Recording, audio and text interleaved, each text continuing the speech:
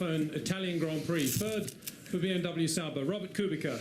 Second for Team McLaren Mercedes, Kimi Räikkönen. And winning Ferrari's 17th race here at Monza and winning the Italian Grand Prix for the 5th time, Michael Schumacher for Scuderia Ferrari Marlboro.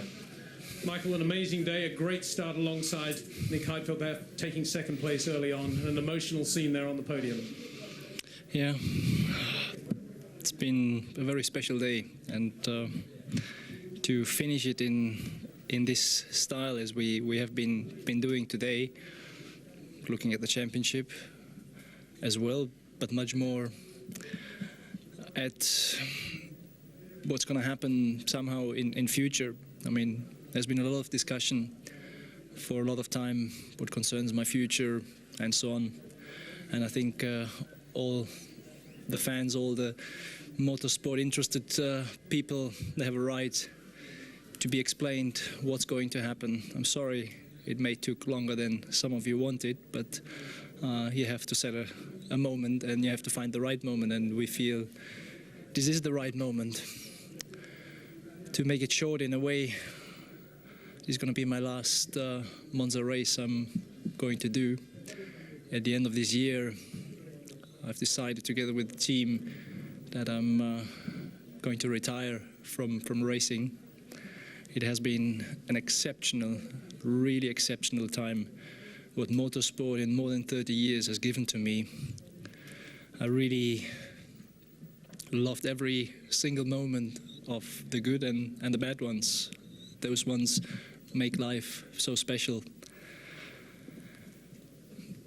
Particular, I should thank my family, starting with obviously my dad, my passed away mum, and obviously my wife and my kids, who at all time supported at what I was doing, and without their support, without their strengths to survive in this business, in this sport, and to perform, I think it would have been impossible. And I can't be thankful enough, obviously, to my family, but as well to all my mates at the Benetton time, and obviously especially at the Ferrari days, when I've made so many friends. I have so many great guys in that team, and it has been a really tough decision to decide to not work together at this level with all my friends and my engineers and everybody. I mean, they're just so great. And but one day, the day has to come, and I felt at a point that this is the moment. As well as in terms of timing the decision, I thought that it was fair to find that moment that Felipe has a chance to decide his future, because I think he's a very great guy. He has been doing a very good job to the team, very supportive, really great teammate, and there was a moment for him to decide for his future, and there was no point for me to take my decision any later than his decision had to be taken. And this was the conclusion as well of, in a way, my future replacement.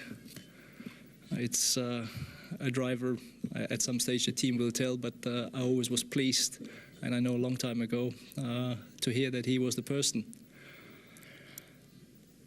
And now I just like to concentrate on these last 3 wins and make it or finish it in style, and hopefully with the championship. We've done a big step today for that, and I really look forward. And I want to thank everybody who has been on my way or supporting me at all stages. There have been a lot of people.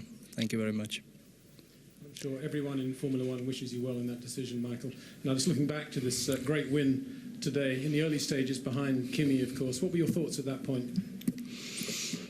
Well, I was hoping that he was stopping a little bit earlier than we would do, and so it happened. And the nature of this track is if you stop earlier, you obviously lose out because you run heavy against the car who's light, and that was enough to get by. just enough, but you did get by there. And thereafter, it looked to be a race that you were in control. A slight moment there with Scott Speed, I think, going into the first chicane on lap 31, lost a little bit of time there, but otherwise relatively trouble-free. Yeah, absolutely. Congratulations again in a race in which Ferrari have taken the lead in the Constructors' Championship. Kimi, turning to you, a great start and a pressure, of course, from Michael in the early stages of the race.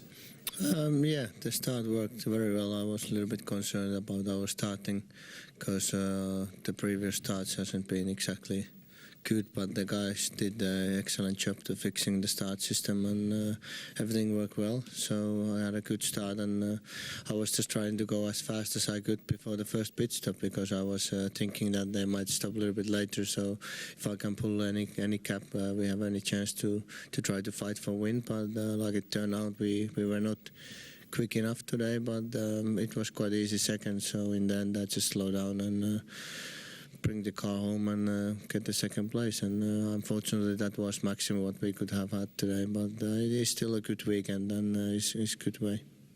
Congratulations to you. And turning to Robert, on the podium, third place in your third Grand Prix, a fantastic drive, a lot of fuel in the car, and unbelievably quick off the line with your teammate Nick Heidfeld. Yeah, I mean, really surprised to finish third. We know that we had good tires for this time for the race, not only for qualifying, as this happened in Istanbul. So we were concerning about qualifying, but when we saw that we can be competitive also in qualifying and go easy into quali 3, I knew that we have the quite good consistent car for the race, and that's happened. Good start. Unfortunately, I locked front wheels in the first corner, so I have flat spot, and first stint was really difficult, a lot of vibration. Then we changed the tires, and it was always tough race because I have to fight with Felipe and Alonso, and also, you know, lapping guy doesn't help me because I was the first one of the group who lapped them, and I lost always 1 second, and then we just came in out of the second pit stop with Fernando, just side by side, and anyway, he blew up engine, and it was really risky because there was oil. Felipe went through, and I think he has puncture or something, and then the end of the race was quite easy for me, just to bring the car home, and first podium in my life in Formula 1. Fantastic result. Well done again. Thank you. Michael, turning back to the remaining 3 races, you've told us about your future. Tell us about your mindset now as you look ahead to those 3 closing races in the championship. Now only 2 points behind Fernando Alonso. I think it is very easy. What is my mindset? I mean, that is it's difficult to say. It's more focused than ever because I have always been focused on only one thing once I'm in the car, and so is it now. It's a championship which started difficult in the beginning, but we returned to it after another difficulty mid-season. And now we're at 2 points behind with 3 races to go. So if you go back at Canada, nobody would have thought we could be ever in that position. Now we are, due to some luck. But, I mean, if you look at the retirements over the year, it's now equal in a way. And there we are. So 100% focus for the Constructor and the Drivers' Championship. So there you have it. He has retired. I mean, the day has come. And you have, I have, all you folks at home have. We've all seen tens, dozens of top-level sports people retire. I have to say, he doesn't look like he wants to retire. Pretty emotional moment. This bloke's been around. He burst onto the Grand Prix scene on the 25th of August 1991. Long time ago now. Certainly a long innings for motorsport, certainly at the top level, Formula 1, which is a politically difficult business to survive in. But Michael's stats just hold him so far up above everybody else. Extraordinary number of race wins, pole positions, fastest laps and points.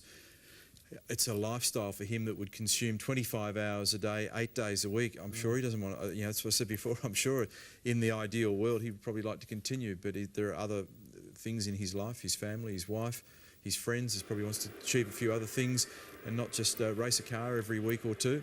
And he's making way, was the message that came through, making way for Felipe and a driver who he's endorsed, very possibly the guy that was sitting on his right. And of course the implications of all this is what happens to Formula 1. We worried, we fretted about what might happen when the great Ayrton Senna unfortunately lost his life on the 1st of May 94.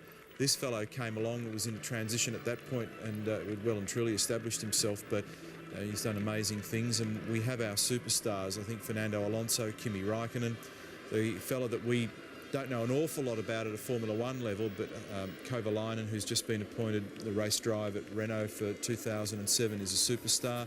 Lewis Hamilton, who just cleaned up this weekend, the GP2 Championship, very likely to get a run at McLaren next year. He's a superstar. Nelson Piquet Jr. has been appointed a test driver at Renault for 2007. He's a bit of a superstar. So there's a whole bunch of them. You know, there's always going to be another guy. In fact, you look at that podium there tonight, and Kubica, third Grand Prix, yeah. and there he is on the podium. And of course, he'd scored points before that and done some pretty good things. They took a point off him in Hungary when he got the drive there. So there's plenty of good guys out there, but we've got to see how their personalities develop and whether or not they're the same kind of athlete and whether they inject the same kind of energy, enthusiasm and flair that Michael does. Be interesting to see what Michael actually does post Formula One. Will he do a Pete Sampras and just disappear off the scene, or will he have some kind of involvement? There's been a little bit of chat around that he may end up bouncing into some role at Ferrari, but I don't know. I don't know how you replace something like what Michael does. You know, a very, very difficult thing, but we wish him well. We congratulate him on an outstanding performance, a great innings, and what a fantastic way to wrap up this championship, going to the last 3 rounds. 2 points apart. Ferrari now command the Constructors' Championship by 3 points. It's going to be a fascinating, and here they are, in fact, the confirmation of the driver points. Fernando Alonso, 108, plays 106 for Michael, and Felipe still lurking around there on 62. And really, it's just the game between those 2 top guys at the moment, the Spaniard and the German. And in the Constructors' Championship, as I said before, Ferrari have now assumed the lead, 168, 3 points clear of Renault, and really, there's only one stoush on there that's of any great significance too. McLaren are going to hold on to that 3rd spot in the championship. Good one for Mercedes-Benz there, and no sign of anybody else attacking. And pretty sad to see Williams down there, I'd have to say. Yeah.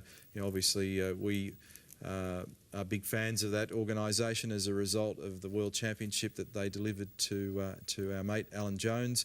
And obviously we expected more from Williams with Mark in the last couple of years. It hasn't happened. He's hoping that they can turn their fortunes around. All right, well, we are in our very busy part of the year here at 10 Motorsport, and there is so much coming up over the next couple of months. It's a very interesting time, and let's give you a rundown of what is